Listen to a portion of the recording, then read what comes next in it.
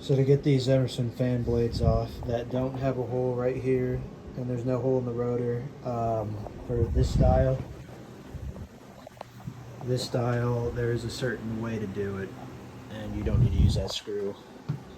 But for this one, sorry I'm packing these fans, but for this one, so what you want to do, make sure the rotor is locked, don't go crazy tightening this, and make sure you use a grade 8 or a decently strong bolt, because you do not want this to bend inside, and then when you try to take it out, it rips into the rotor or the stator. So be careful, and it's always the left side of this hole. Do not use the right, or you hit the winding. And make sure on this one you're very careful, because the motors are a lot smaller. So once you get the blade locked, I've already got this one loose. This way, counterclockwise, would be tightening the blade, because all the air pressures, or all the pressure of the air is getting pushed here.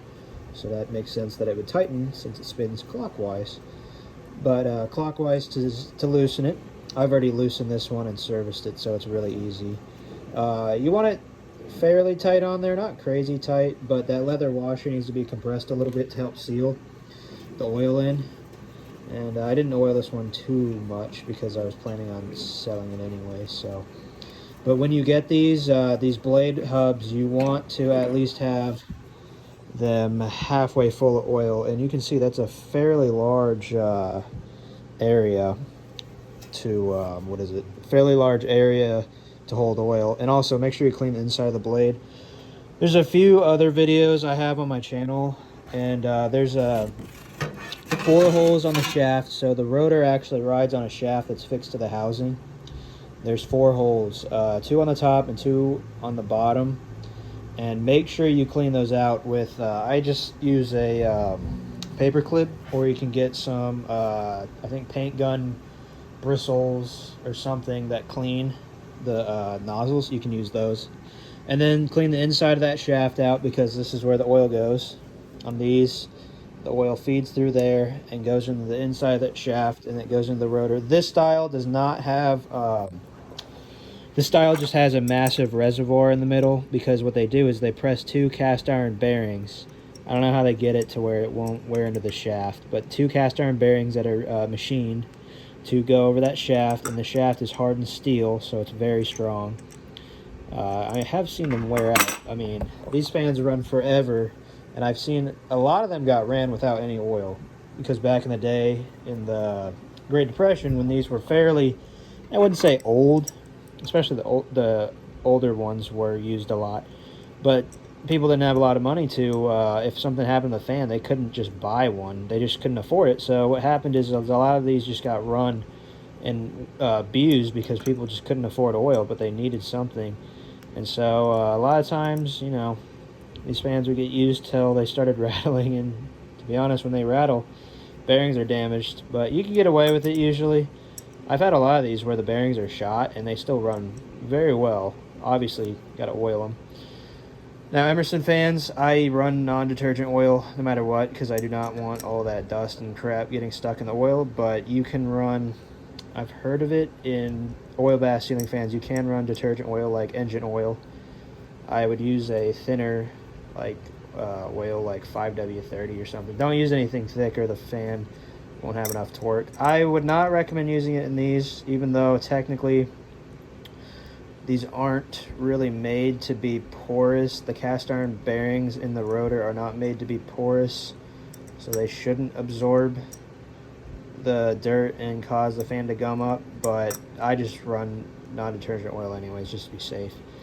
Plus, I usually take these apart every 5 years, just because I like to make sure these things run fine.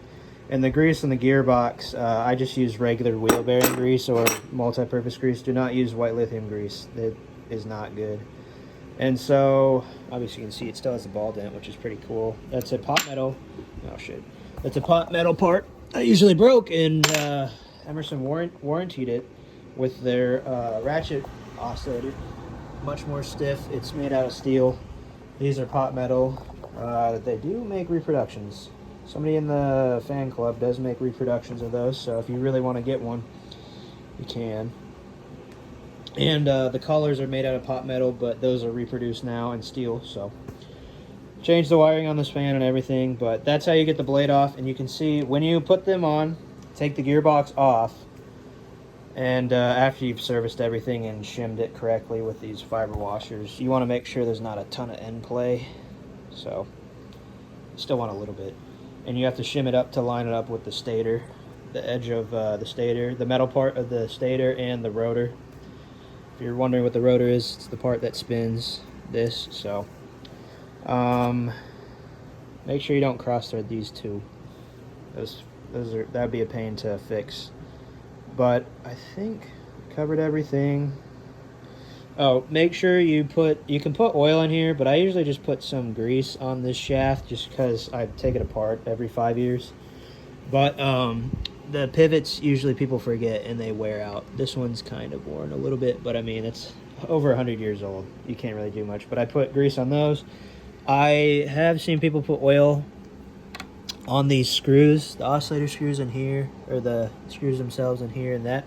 I just put grease, a little dab of grease in there, just to keep these pivots good, so that way they don't, you know, add wear, even if they're worn out. But other than that, yeah, that's about it. Just make sure these are oiled well, clean them, and clean the inside of that rotor. I just use, or the bearing inside the rotor, I just use a toothbrush, an old toothbrush, and clean it out, and then wipe it out with a towel, or you use a towel or a micro, or not micro. You can buy one of those shop towels and just twist it up and clean the rotor out. I usually use PB Blast or something. I don't know about acetone. I wouldn't really use that, but other than that, that's how you take the blade off, and a little bit of servicing knowledge. So thanks for watching.